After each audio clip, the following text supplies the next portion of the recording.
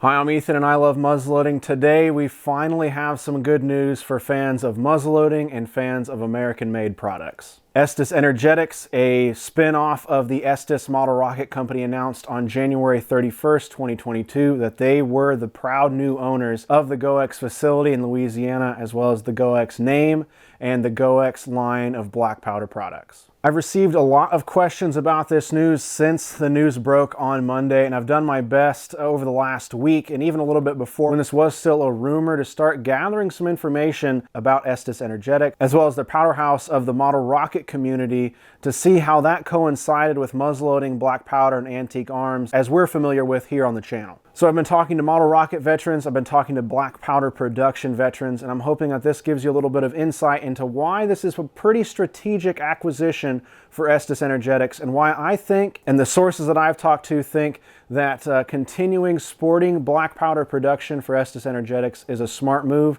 and it looks to be the move they're going to continue with moving forward. So first up, the first question everybody in the muzzleloading community has is Estes Energetics going to continue black powder production under the GOEX brand for sporting use? Sporting here meaning muzzleloading, black powder firearm, hunting, shooting sports use. And that answer is yes. Shortly after the official press release broke on Monday morning, later that morning, Estes Energetics met with the GOEX Distributors here in the United States and informed them that there would not be any changes to the distribution network or to the product line of GOEX moving forward. They also told the GOEX Distributors to expect distribution to begin in early 2023. Along with that, I personally received word from somebody high up in the Estes company that they were very excited about learning more and working with the muzzleloading community moving forward with this acquisition. So let's get into some of the nitty-gritty details here. What would a model rocket company want with a black powder production facility and brand? I'm not fully versed in some of the topics that we're going to be discussing here. I'm going to do my best to relay the information that has been handed to me by some very intelligent people,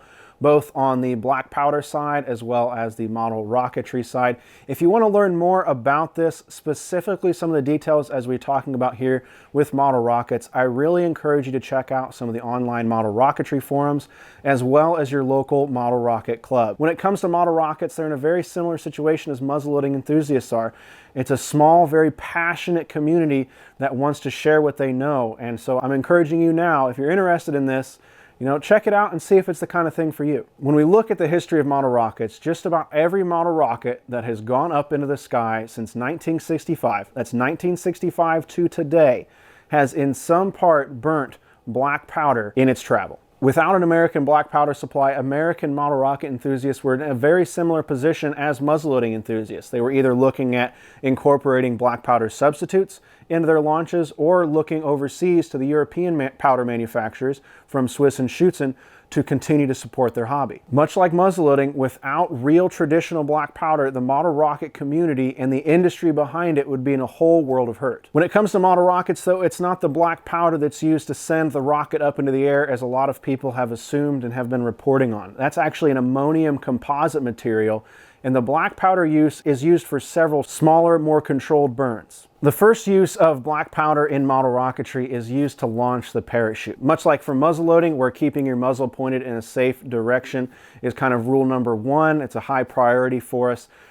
Controlling the descent of a model rocket is one of those holy grail rules when it comes to model rocketry, and you can't do that without launching some kind of parachute. Each rocket launched uses a tiny, tiny amount of black powder to eject their parachute and control the descent of the rocket body. The other use of black powder in model rockets, used more in larger rockets where you have multi-part rockets, multi-stage rockets, so to speak, like you'd think of with a shuttle going up, where parts of the rocket disconnect from each other as they travel up into the sky. Each time a piece of a rocket disconnects from itself, you have a small black powder ignition there that pushes those parts apart and continues the ascent of the primary section of the rocket. Both of these uses of black powder when it comes to model rockets use exclusively 4F black powder. That's the really fine powder that flintlock enthusiasts enjoy for priming the pans of their muzzleloaders. So how much powder is used by model rocket enthusiasts? Unfortunately, there's not a whole lot of concrete data about this. There's not a lot of public-facing data on this, and the data that is out there or is possibly out there is held by the companies in their sales numbers and things, so it's understandable that they aren't necessarily wanting to make all of that public, just for the sake of understanding how much powder, how many engines are used in the model rocket community. The enthusiasts that I've talked to said that there is a pretty wide range, though, of how much black powder is consumed by model rocket enthusiasts. Somebody that has smaller rockets and doesn't launch very often could go through a pound of powder in their entire rocket launching lifetime, where somebody that launches larger rockets more frequently could burn through an entire pound of powder in one rocket launching season. When you think about it, it sounds a little bit like muzzleloading, where we have folks that are burning through 5 pounds in a year, and we have people that are burning through a pound in 5 to 10 years, depending on how much they're doing their shooting. So how much powder is used in a single rocket launch? Now, much like powder usage across model rockets, there is a wide range of this. From what I've heard, though, rocket enthusiasts measure their usage of powder in grams.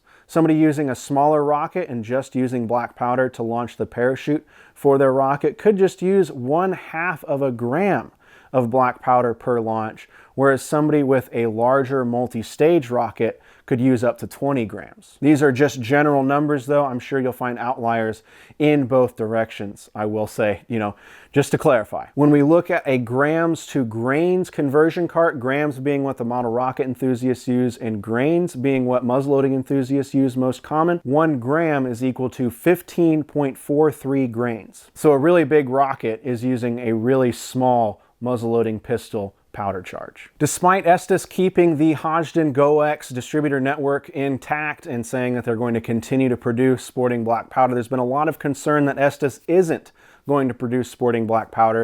And I totally understand, we've gone through kind of a long road here. Now it looks like we have some positive news finally, but there's been a lot of folks concerned that Estes is going to produce black powder exclusively for the model rocket side of their industry, which makes sense. The Estes model rocket company is associated with the Estes Energetics company, but here are some reasons why I think that Estes Energetics is going to continue to make sporting black powder that aligns with the business side of it, from what I can tell, and with the statements they're making that they're going to continue sporting black powder. While it could look like Estes Energetics could just exclusively produce black powder for rockets, there's a lot of similarities between model rockets and the firearms muzzleloading black powder industry here. Sources tell me that the financials of the GOEX black powder plant don't make sense if you look at the scale of the model rocket industry. There just simply is too much infrastructure there to dedicate solely to the production of black powder for model rockets. This makes a lot of sense when we look at black powder not being the primary charge in their engines, but it's used as a supplemental charge, like we said earlier, to eject parachutes and eject stages of rockets. Model rocket enthusiasts simply don't produce enough powder to keep the lights on at the GOEX black powder plant. Sources tell me when a facility like the GOEX production plant in Louisiana is up and running, it costs more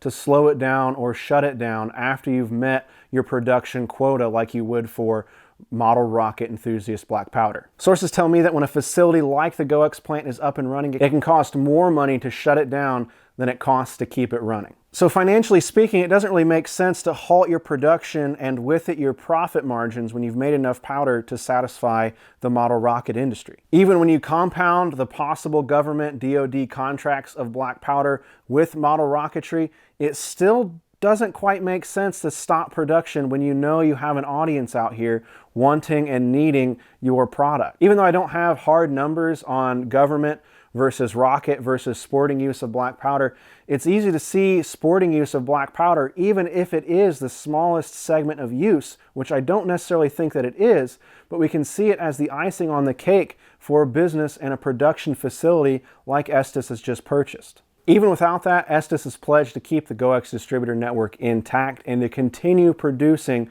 muzzleloading black powder for enthusiast use. Will this be the case forever though? I can't say, but I'm looking forward to going into this new era of GOEX, of muzzleloading, and of model rocketry with a little bit of a positive attitude here. As a community, I think a lot of people got down in the dumps, and now we're kind of coming, I think, back out of it here, and I think it's going to be an optimistic few years here for all of the communities and the hobbyists involved here. But if you think I'm wrong, you know, tell me, give me your reasons and give me your thoughts. I'd love to hear them and talk about this stuff so that we can understand where everybody's coming from, whether you're interested in rockets or muzzleloading, and if you think it's good or bad. The other question I keep seeing is, why is it going to take another full year at least to get GOEX Blackpowder back onto store shelves and back into enthusiast hands? It feels like a long time, especially with the 2 or 3 year shortage that we've already been dealing with here as we head into 2022. Thankfully, Schuetzen Energetics down in Texas has been importing a ton more black powder for us here to keep us going during this shortage. I encourage you to check them out. But when we look at the business side of this, there are 2 key factors that come into play with this 1 year, possibly 1 year plus timeline. The first reason for this timeline, I think, is the sheer amount of paperwork that goes into the sale and transfer of both the business as well as any registrations or licenses that deal with an explosives manufacturer. In this day and age, it's not easy to go out and start that kind of company or facility. I can only imagine the mountains of paperwork that are going through the Estes office right now with both local, state, and federal governments, and everything that entails with that. When you factor in the estimated Department of Defense contracts, the military contracts for black powder, that amount of paperwork can just soar. If you've been to the BMV anytime soon, you know there are likely mountains of forms to fill out here with this transfer. Second, we have to consider the condition of the facility. We know that there was a fire in early June 2021 that ultimately led to the closure and sale by Hodgdon of the GOEX brand, but we don't know what repairs are needed, if they are needed, or how long it will take to get them done. If you've done anything over the past 2 years that requires a special part or material that isn't available at your local hardware store, I don't care if you're working on a toaster oven or if you're working on your truck or tractor right now, it is a pain in the rear to find any special part for anything. And if we're looking at the history of black powder production fires and issues with production, it could be difficult to find the parts and the people needed to repair anything at the GOEX plant if nothing was repaired after June. I'm almost certain that maintenance and repair related issues are the primary contributor to this timeline. Not to mention the limitations of getting raw materials and supplies, both internally and externally around the world. That's very difficult for any business right now. Will the timeline hold up? I really think that time will tell on this. I wouldn't be surprised if this was pushed back to mid or late 2023, just looking at the state of manufacturing right now. I've been trying to be an optimist about this the whole time, and I truly do hope that we see GOEX back on the shelves in early 2023.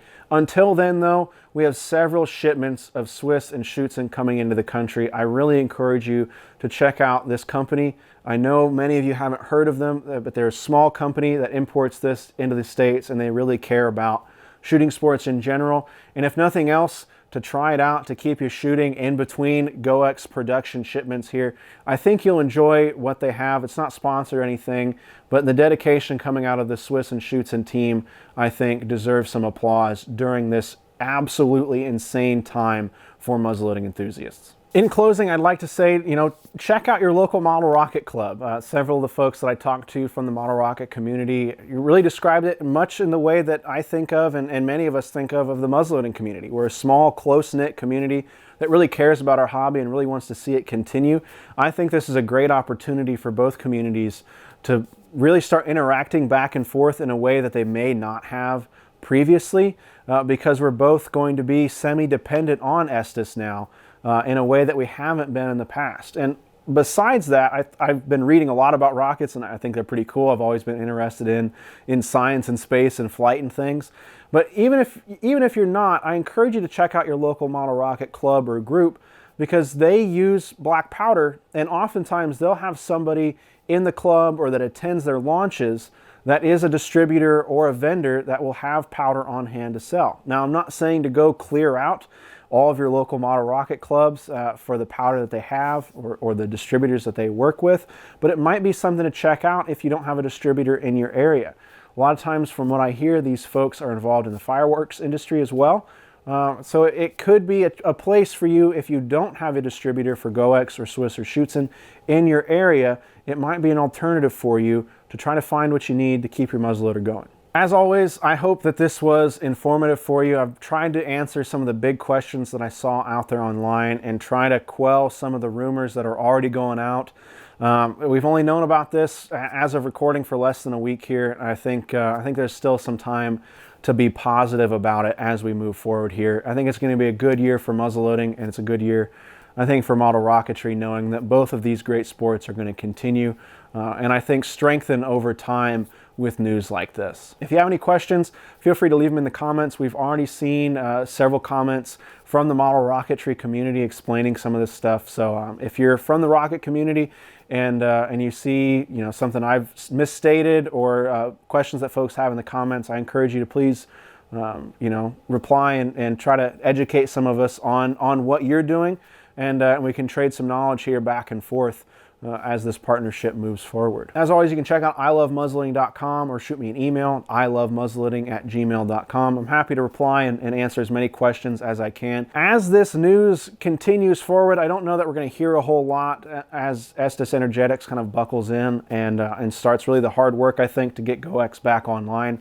But I'm going to do my best to keep in touch with the contacts that I have both in the rocketry community, in the Blackpowder community, and now at Estes Energetics here to keep everybody informed on what's going on. I think everybody after this news is excited to keep in touch and learn about the communities back and forth here. That's all I have for you today. Thank you so much for watching. I'm Ethan, and I love muzzleloading. We'll catch you next time.